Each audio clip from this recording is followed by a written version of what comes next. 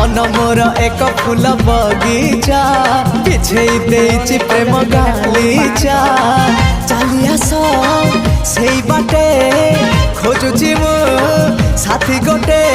सुंदरी सुरायना ना ना झुमता ना ना ना आस सुनयना झुमता ना ना ना आस सुनयना झुमता ना ना ना ना आस सुनयना झुमता ना ना ना आस सुनयना।